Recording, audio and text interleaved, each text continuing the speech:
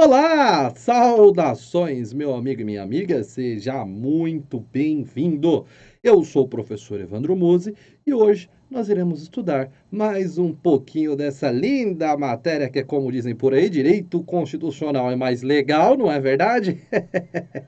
Então hoje nós vamos aí destrinchar mais um pouquinho dessa matéria que é essencial na preparação para provas de concursos públicos. Vou colocar aqui então no slide para você acompanhar junto comigo. Vamos lá. Hoje nós iremos tratar do direito constitucional. Vamos falar aqui um pouquinho dos direitos fundamentais, os direitos individuais e coletivos. Devido à extensão aí dessa matéria, nós iremos trabalhar em algumas partes, tá bom? Então não vai ter como a gente ver todos os incisos do artigo 5º em um único bloco de aulas, motivo pelo qual a gente vai fracionar aí alguns blocos para você aí de casa, justamente para que você possa absorver o conteúdo sem pressa, conseguindo entender, e o professor aqui tendo tempo de explicar para você ter a máxima absorção desse conteúdo possível, tá bom? Vamos lá então, olha só.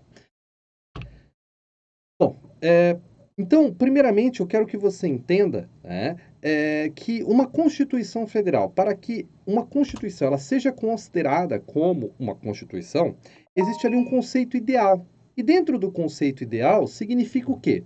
Significa que uma Constituição ela deve prever os direitos e garantias individuais, ou seja, mecanismos para refrear o abuso do poder estatal em face do cidadão.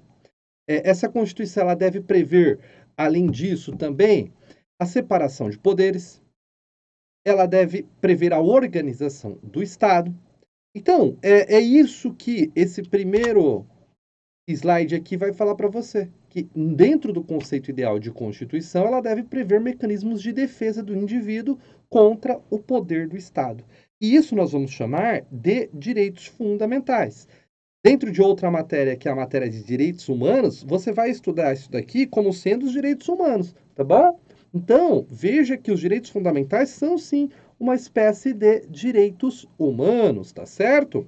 Então, são os direitos fundamentais, é uma espécie dos direitos humanos. Os direitos fundamentais individuais e coletivos, que a gente vai ver aqui, não são somente eles os direitos humanos. Afinal de contas, eles têm diversas gerações, conforme eu vou te explicar aqui antes de iniciarmos a letra da lei. Então, os direitos fundamentais, eles são nada mais, nada menos do que uma espécie aqui dos direitos humanos, tá bom? Então, veja, meu amigo, que a nossa Constituição Federal, ela diz, ela explicita, né? Ela deixa claro ali que os direitos fundamentais, eles são de eficácia imediata. Então, a partir do momento que a Constituição entrou em vigor, esses direitos fundamentais, eles já poderiam ser exercidos pelos cidadãos. E caso exista algum direito fundamental que depende de norma regulamentadora para o exercício de referido direito, é possível você impetrar ali um remédio constitucional, conhecido como ou mandado de injunção, para você poder exercer aquele direito fundamental que não está conseguindo exercer pela inexistência de uma norma regulamentadora. Então, por isso que a Constituição diz que eles são de eficácia imediata. Guarde isso, isso é importante. A gente vai ver um pouquinho disso daqui quando a gente chegar lá para o final do artigo 5º, tá certo? Lá nos parágrafos do artigo 5º, essa informação será trazida para você aí mais claramente, tá? Bom, professor, existe diferença entre direitos e garantias fundamentais? Ora, meu amigo, alguns autores vão tratar como sinônimos, outros autores vão diferenciar. Então, deixa eu dizer para você qual é essa diferenciação. Enquanto que os direitos, eles prevêem essa proteção do indivíduo face ao Estado, e a gente vai ver diversos direitos fundamentais, as garantias seriam mecanismos de defesa do cidadão para poder exercer referidos direitos. É isso que está nesse conceito aqui para você, olha só. Alguns autores fazem a diferenciação entre direitos e garantias fundamentais, afirmando que aqueles, ou seja, os direitos, prevêem a proteção do indivíduo contra o arbítrio estatal. E estas, que seriam as garantias, provêm meios ao exercício destes direitos. Então, sabendo disso, quando eles são violados os direitos, nós teremos então as garantias que vão funcionar aí como um instrumento, como um meio de assegurar o exercício daquele direito que foi violado, tá bom? Então, tem alguns autores que vão fazer essa diferenciação, então, que os direitos são a proteção do indivíduo face ao abuso estatal, enquanto que as garantias são mecanismos para exercer referidos direitos. Tá bom? Por quê? Você vai ver que a Constituição, lá no caput do artigo 5º, fala dos direitos e garantias individuais e coletivos. Aí a gente vai ter diversos direitos: direito de associação, direito de reunião, inviolabilidade do domicílio, inviolabilidade da correspondência, são os direitos. Aí a gente tem as garantias, por exemplo, habeas data, mandado de segurança, mandado de injunção, habeas corpus. Tranquilo? Relaxa. Se você ainda não absorveu todo esse conteúdo, fique tranquilo, a gente vai destrinchar no decorrer aqui da nossa aula, tá bom? Fique tranquilo quanto a isso. Bom, veja então que os direitos fundamentais, né, como eu disse para você, eles são conhecidos aí internacionalmente como os direitos humanos. Então eles possuem uma determinada evolução histórica. Aqui eu vou dar uma pincelada rápida com você aí de casa, porque esse é um tema que você vai estudar com maiores detalhes dentro de uma disciplina específica, que é os direitos humanos, tá bom? Então você estuda normalmente com maiores detalhes as gerações dos direitos humanos, dentro ali de uma disciplina chamada Direitos Humanos realmente, tá bom? Aí a gente só, claro, você só vai estudar essa disciplina se estiver presente ali no seu edital. Bom, atualmente, pessoal, tem autores que vão falar em 7ª ou até mais gerações de direitos humanos. Eu vou tratar aqui com você as 3, 4 principais gerações que costumam cair um pouquinho mais em prova. A própria 4ª geração já não começa a ter um certo dissenso na doutrina sobre o que realmente vem a ser tratado dentro dessa geração. Mas aí, já as 3 primeiras gerações, existe um consenso, até pelo doutrinador Vlasak, existe um certo consenso no que tange a caracterização dessas gerações, tá? Então é isso que eu coloquei para você. Olha só, embora hoje se fale de direitos fundamentais até a 7ª geração, a doutrina tradicionalmente identifica 3 gerações, ou também chamadas de dimensões de direitos fundamentais, de acordo com a sua evolução histórica, baseando-se na teoria das gerações dos direitos fundamentais, aventada pelo professor e jurista alemão Karel Vazak. Então, a partir da 4ª geração, já começa a ter muito dissenso, já começa a ter muita divergência dos doutrinadores sobre sua existência, sobre o seu conteúdo, motivo pelo qual aí eles quase nunca são cobrados em provas de concurso, tá bom? Agora, até a 3ª geração já existe aí um certo consenso. A gente vai ver até a 4ª para você entender um pouquinho melhor isso. Bom, o que você tem que entender é sobre o que trata cada geração também. A primeira geração, ela vai falar sobre os direitos civis e políticos, tá bom? Lembre-se, primeira geração, direitos civis e direitos políticos. Ou seja, são as famosas liberdades negativas. São aquelas situações que o Estado ele tem que se abster de praticar com o intuito de não influenciar, não interferir demais na vida do cidadão. Então, por isso que são chamadas liberdades negativas, porque é o Estado que vai ter que se refrear de ter aquela conduta. Por exemplo, não haverá pena de morte, não haverá penas de caráter perpétuo, embora com relação à pena de morte a gente vai ver que no Brasil tem exceção, mas eu vou tratar com maiores detalhes quando a gente tiver no inciso específico ali do artigo 5º, tá bom? Então são as famosas liberdades negativas, liberdades clássicas, liberdades formais. Estão relacionadas diretamente à liberdade do indivíduo. Existe aqui um mnemônico para você memorizar as gerações, as dimensões dos direitos fundamentais, que é a liberdade, igualdade e fraternidade. Então, os direitos de liberdade são os direitos civis e os direitos políticos. É aquilo que o Estado não vai poder fazer para poder garantir a liberdade do cidadão. Tranquilo? Vamos lá, é o que está aqui para você. Olha só, direitos civis e políticos são os direitos de primeira geração, constituem as liberdades negativas, liberdades clássicas, liberdades formais. Constituem limites à ingerência do Estado na vida privada. Estão ligados fundamentalmente à liberdade do indivíduo. Aí nós temos os direitos de segunda geração.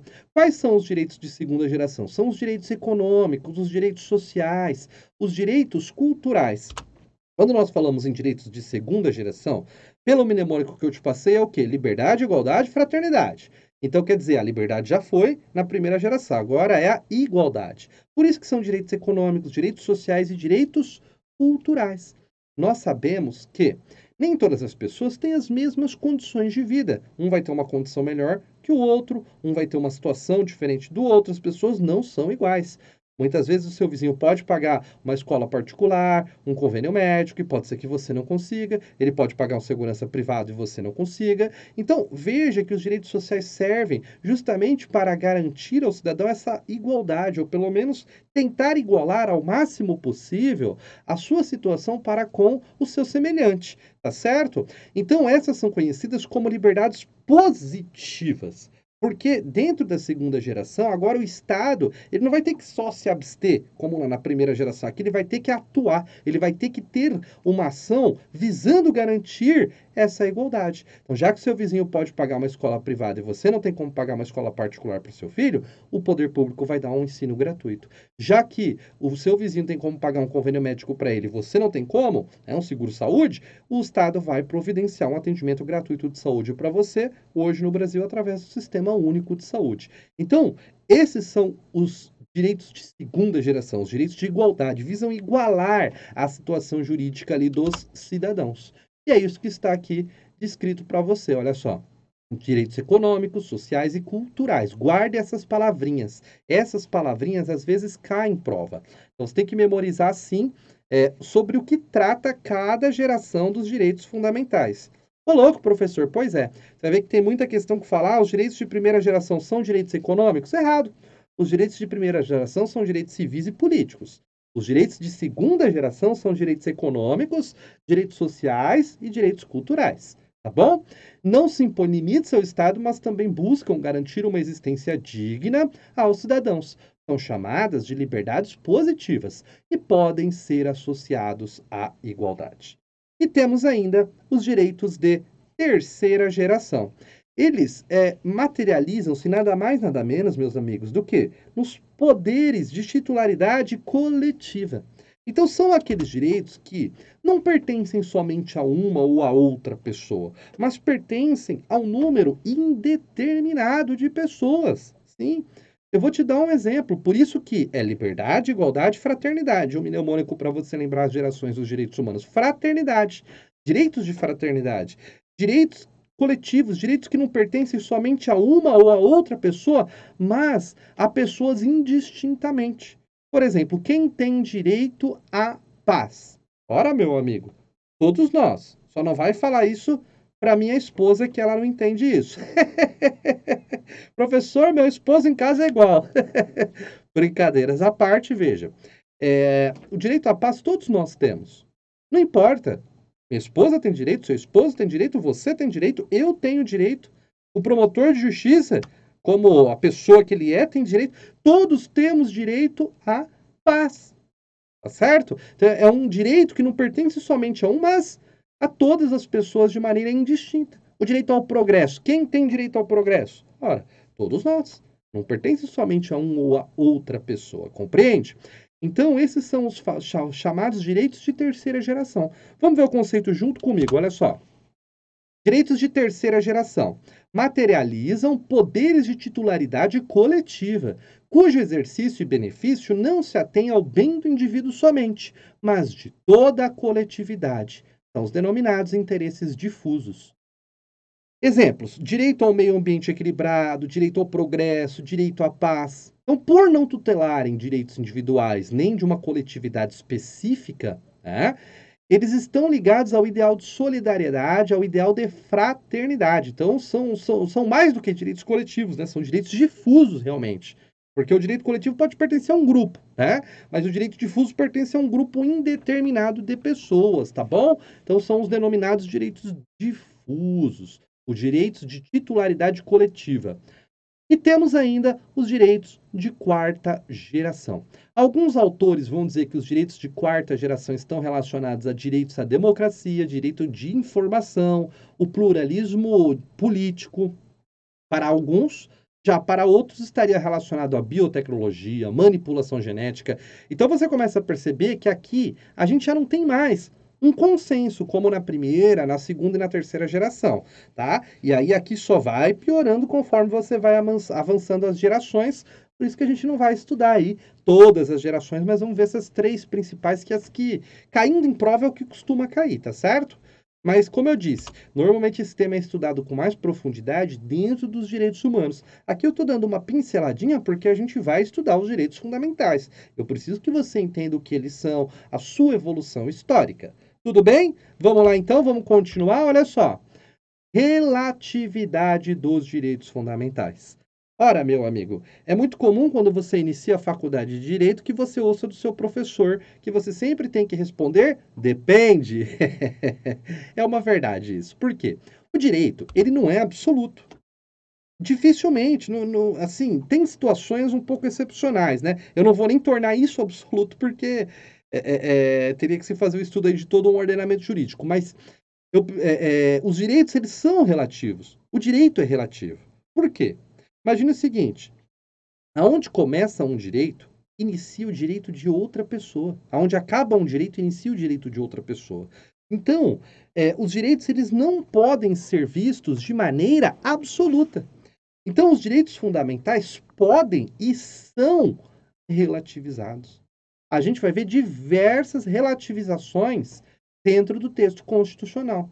Como, por exemplo, é garantido o direito de propriedade? Sim, mas a propriedade vai ter que atender à função social. Você pode ser desapropriado por necessidade ou utilidade pública ou interesse social, para a reforma agrária. Você tem o direito de inviolabilidade do domicílio? Sim, mas o domicílio pode ser violado na situação de flagrante delito, para prestar socorro, por desastre, ou ainda durante o dia por determinação judicial.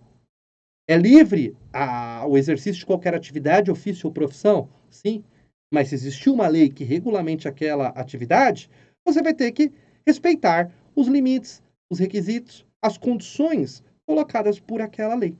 Então veja que os direitos fundamentais, eles não são absolutos. É errado dizer que os direitos constitucionais, aliás, que os direitos fundamentais, eles são absolutos. Eles podem e são relativizados, tá bom? É isso que está aí para você, olha só. Desculpe. Embora seja reconhecida a essencialidade dos direitos fundamentais, estes não são absolutos, sofrendo limitações em função de outros direitos fundamentais, tudo para o bem da própria sociedade. Assim, não se admite que práticas ilícitas sejam acobertadas pelo pretenso exercício de um direito fundamental e, no caso de conflitos entre os direitos fundamentais e outros direitos, esses poderão sofrer restrições. Vamos lá. Uma pessoa tem o direito de inviolabilidade do domicílio. Sim. Só que a outra pessoa também tem o direito à segurança, também tem o direito a constituir propriedade. Então, um policial militar, ao avistar uma pessoa em flagrante delito adentrando a uma residência, ele vai poder violar o domicílio. Por quê? Porque não é absoluto o direito de inviolabilidade do domicílio. Ele pode fazer isso visando proteger o direito das outras pessoas. Direito à segurança, direito de propriedade, direito à vida, enfim. Então, os direitos eles são relativizados para que haja um equilíbrio entre os diversos direitos das diversas pessoas que compõem a sociedade. Tranquilo? Vamos lá, vamos seguir. Quem são destinatários dos direitos fundamentais?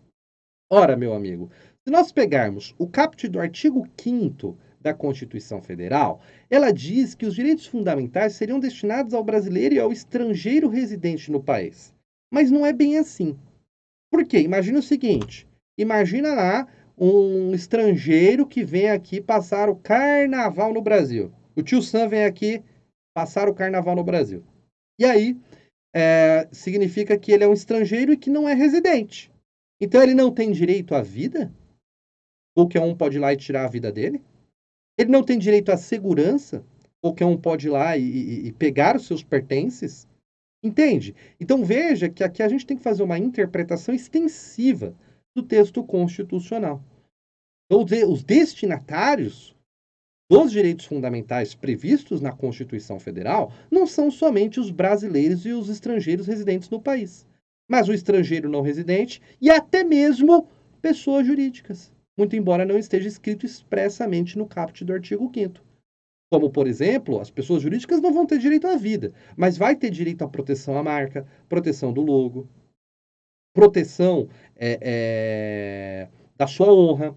Então, veja, meus amigos, que os direitos fundamentais não são restritos somente ao brasileiro e ao estrangeiro residente no país, mas nós temos que ampliar a interpretação e aplicar também ao estrangeiro não residente, aplicar também às pessoas jurídicas e assim por diante. Agora, é claro, no que for cabível.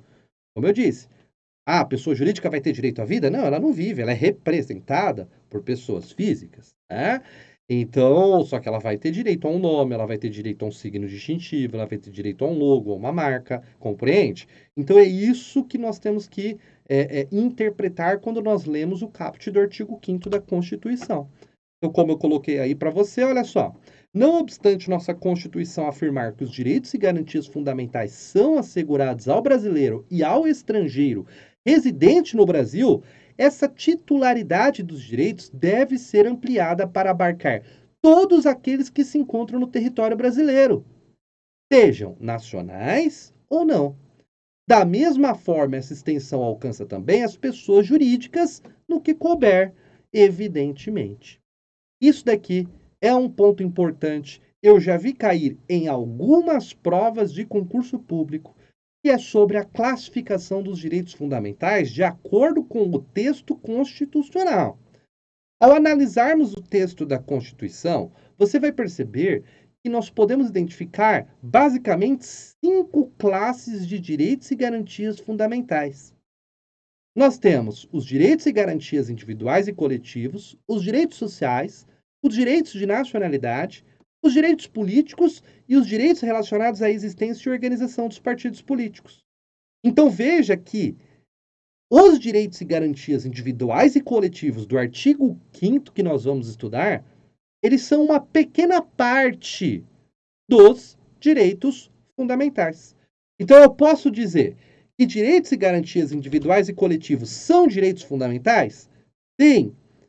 Eu posso dizer que todos os direitos fundamentais são os direitos individuais e coletivos? Não. Isso estará errado. Desculpe. Então veja, isso já caiu em prova. Nem todos os direitos fundamentais são direitos individuais e coletivos. Mas todos os direitos individuais e coletivos são direitos fundamentais.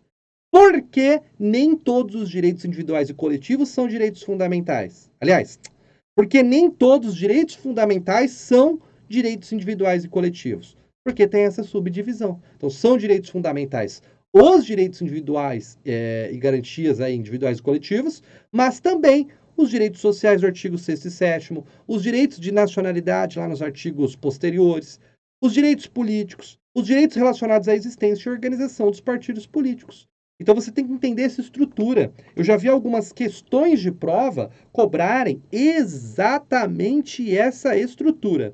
E você, que é aluno do professor Evandro Musi, aluno aqui do Qualis Concursos, meu amigo, não vai errar uma questão como essa. Tá certo? Eu quero que você gabarite uma questão como essa. Por isso estamos aqui fazendo o melhor trabalho possível, estamos aqui trazendo para você todo esse conhecimento sem pressa para que você possa absorver e possa ter um bom resultado em prova. Bom, por enquanto, meu amigo, eu vou fazer o seguinte, eu vou parar essa aula por aqui, tá bom? Para que no próximo bloco, então, nós possamos dar seguimento ao estudo dos direitos individuais e coletivos, tá certo? Então, na próxima aula, a gente começa já a entrar no texto constitucional, a estudar o artigo 5º da Constituição.